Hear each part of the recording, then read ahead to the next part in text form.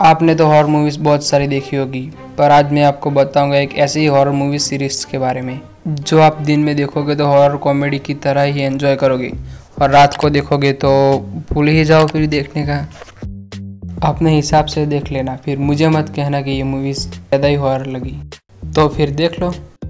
Evil dead franchise में बहुत सारी मूवीज़ है, जैसे कि evil dead 1981, evil dead 2 1987, army of darkness यानी कि इविल डेड 3 1992 वाली। इस फ्रेंचाइज को एक बार फिर से 2013 में रिबूट कर दिया गया था, जो आगे जाकर इविल डेड फ्रेंचाइज में सबसे ज़्यादा डरावनी मूवी बनी।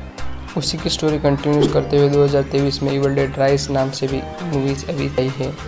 पर सैम राइमी की इविल डेड की स्टोरी आगे 2015 की TV series Ash versus Evil Dead में कंटिन्यूस होती है, जो फिलहाल एश वर्सेस इविल डेड को हिंदी में डब नहीं किया गया और ये टीवी सीरीज कब हिंदी में आने वाली है उसकी कोई भी कंफर्मेशन नहीं की गई है। और बातें तो होते ही रहेंगी, चलो थोड़ा मूवीज़ के बारे में भी जान लेते हैं। वैसे मूवीज़ शुरू होती है एक पहाड़ पे, यानी कि पहाड़ी जंगल में।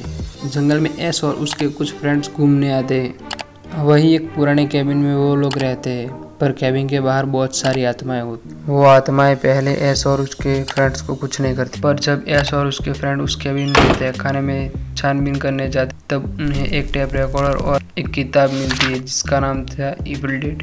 ऐश और उसके फ्रेंड्स को पहले ये टेप रिकॉर्डर और किताब नॉर्मल लगता है, पर जब वो टेप रिकॉर्डर को साथ में सुनते और किताब को जब खोल के पढ़ते तब उन्हें रियलाइज होता है कि उन्हें कितनी बड़ी गलती कर दी है। उन्हें एहसास होता है कि ये एक्चुअल में एक इवल किताब है जिसे कुछ शैतानों ने लिखा हुआ है।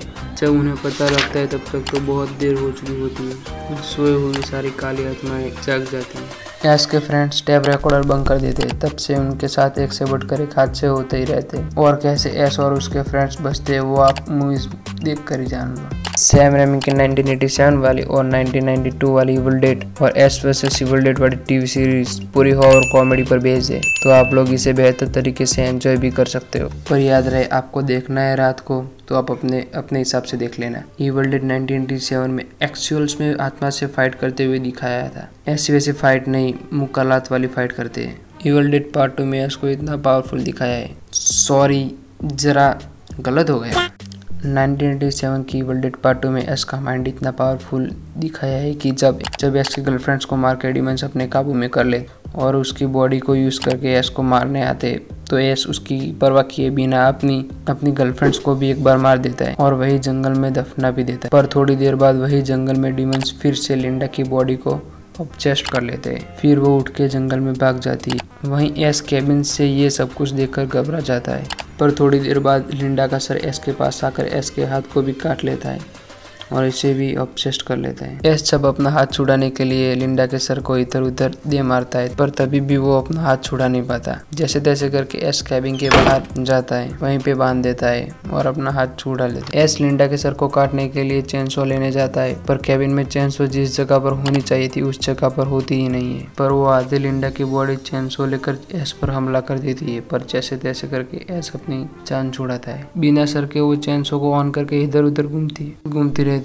ऐश उसके पास चेनसो को जैसे तैसे करके छुड़ा लेता है और सर काटने जाता है कि वहीं डीमंस लिंडा की तरह ही ऐश से हमदर्दी करते हैं कि मुझे मत मारो, पर ऐश सब कुछ इग्नोर करके अपने माइंड को स्ट्रांग बना के लिंडा के सर को बीच में से काट देता है। इविल डेड फ्रेंचाइज में बहुत सारी मूवीज आती है, जैसे कि इविल डेड 1981।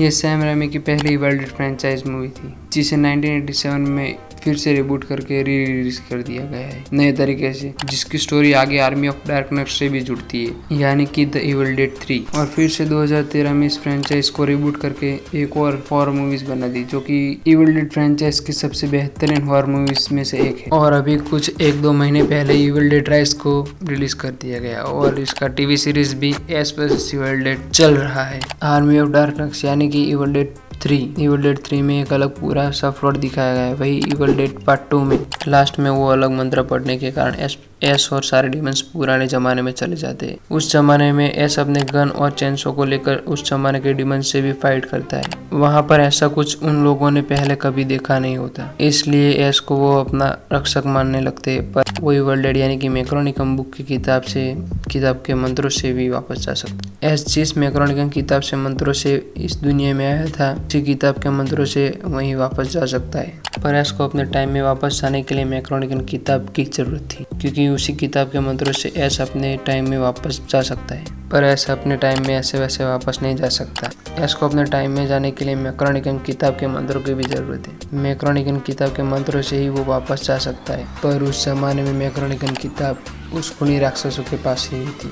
एस उस किताब को ढूंढने के लिए जंगल में वापस जाता है, पर शैतान उसका पीछा नहीं छोड़ते और नए तरीके से एस को रोकते हैं। पर जब वो नन्हे शैतान को निकलने के बाद एस के अंदर से भी एक एस निकलता है, पर बाद में उस डीमन एस को ये एस मार देता है। ये थोड़ा कंफ्यूजिंग है, तो मूवी देखने के बाद अपना ही एडजस्टमेंट कर लेना और देख लेना, तो इसे अपने हिसाब से एडजस्ट कर लेना। पर जैसे तैसे करके वो जंगल में किताब के पास पहुंच जाता है, लेकिन जब किताब उठाने के बाद वो पर एस सब गलत मंत्र बोल देता है और किताब को भी उठा लेता है। तो सारे शैतान वापस जाग उठते हैं और एस का जुड़वा शैतान भी राजा बन जाता है और अपनी कंकाल की पूरी आर्मी खड़ी कर देता है। और अपनी पूरी कंकाल की आर्मी को उठाने के बाद वो मैक्रोनिकन किताब को लेने एस के किंगडम में आ जाता है। एस वाले किंगडम पर हमला कर देता है। उससे पहले जब एस किंगडम पर आता है, तब वो डीमंस उस जमाने की एस की गर्लफ्रेंड्स को भी उठा कर ले जाते हैं और उसे ऑब्सेस्ड करके अपनी रानी बना देते हैं। जब वो डीमंस किंगडम पर हमला करने आता है, तब एस अपनी मॉडर्न जमाने की टेक्निक को लेकर अपने सिपाही को ट्रेन करता है। आखिर शैतान को हराने के बाद जब एस अपने जमाने में वापस जाता है, तो फिर भी एस की किस्मत उसके साथ नहीं देती।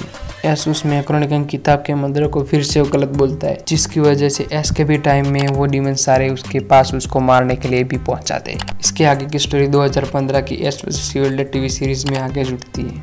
अभी तक तो मैंने एस और इविल डेड की रिव्यू में आगे पार्ट 2 में लाऊंगा, लेकिन S versus Evil dead TV series से पहले 2013 में फिर से एक बार इविल डेड फ्रेंचाइज को रिबूट कर दिया था और वो इविल डेड फ्रेंचाइज की सबसे बेहतरीन हॉरर मूवीज में से एक है। एस वर्सेस इविल डेड की सीरीज जो कि 2015 में टीवी पर रिलीज हो गई थी, जिसमें सैम रेमी की स्टोरी को कंटिन्यू की। फिलहाल वो इंग्लिश में अवेलेबल नहीं है। मैंने अभी उसका सीजन 1 ही खत्म किया है। सीजन 2 और 3 अभी बाकी है। सीजन 2 और 3 देखने के बाद मैं उसके ऊपर एक सेपरेट वीडियो ला दूंगा। अगर आपको कंटिन्यू स्टोरी देखनी है तो 1987 वाली इविल डेड 2, 1992 वाली आर्मी ऑफ डार्कनेस और 2015 की इविल डेड देख सकते हो। 1981 में इविल डेड की पहली मूवी को बनाया गया था और 1987 में इविल डेड की फ्रेंचाइज को फिर से रिबूट करके एक और मूवी बनाई गई, जिसका प्लॉट सेम है, पर उसके 1 और 2 के सीन्स कमाल के हैं।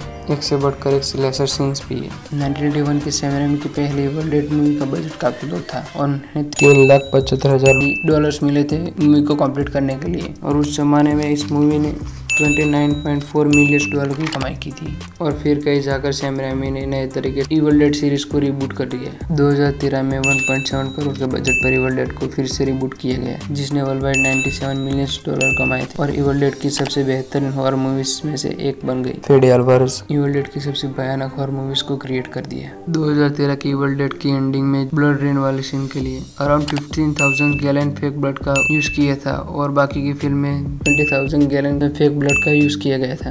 2013 की मूवी में टोटल 17,000 गैलन फेक ब्लड का यूज किया। जब आप पूरी सीरीज देख लोगे तो इतना ही सोचोगे कि इन सब में से शक्तिशाली डीमंस कौन है और कहां पर उसे आपने देखा, तो इन सब में शक्तिशाली डीमंस का नाम है कैंडेरियन डीमंस। तो कैंडेरियन डीमंस सबसे शक्तिशाली डीमंस है, जिसे रोटन्स भी कहा जाता है, जो हमें सैम रेमी के 1987 इविल डेड में लास्ट के सीन में दिखा था। 1987 की इविल डेड में जब एस के हाथ को वो डीमंस ऑब्सेस्ड कर लेते हैं, इसका दूसरा हाथ उसको ही पीटता है। आखिर में एस अपने आप को बचाने के लिए अपना हाथ ही काट देता है। एस के उसके हाथ से अलग होने के बाद भी एस को वो मारना चाहते हैं, पर एस जैसे तैसे करके उस हाथ को भी मार देता है। इविल डेड फ्रेंचाइज में सारी कहानी एक जैसी है, वही पुरानी केबिन वाली स्टोरी, पर 2023 की इविल डेड राइज उस स्टोरी से थोड़ी आगे भी बढ़ गई है। जब सैम राइमी को इविल डेड की शूटिंग के लिए एक हॉरर शूटिंग लोकेशन चाहिए थी और मूवी के बाकी एक्टरों ने साथ में मिलकर मूवी के एक्शन लोकेशन में जो कैबिन है उसे साथ मिलकर ढूंढा था। इविल डेड में सारी मूवीज एक जैसी है, जिसमें थोड़े बहुत चेंजेस करके रिबूट कर दिए गए हैं। सारी मूवीज में दिखाने वाले सीन में हॉरर एलिमेंट्स तो डाले थे, जो सारे रिबूट्स में आपको देखने को मिलेंगे। वहीं पे खून की नदियां भी बह जाती है और आखिर में वही ये बुक्स के पेज भी वहीं पे रखे हुए होते हैं। बुक्स में मंत्र बोलते हैं तो डीमंस वापस ब्लैक होल में जाने लगते हैं, पर तब तक सारे लोग मर चुके थे। एक बार सबको बचाते हुए ऐश को भी वो डीमंस ऑब्सेस कर लेते, पर लिंडा के प्यार की वजह से वो वापस आ जाता है। तो आज के लिए इतना ही।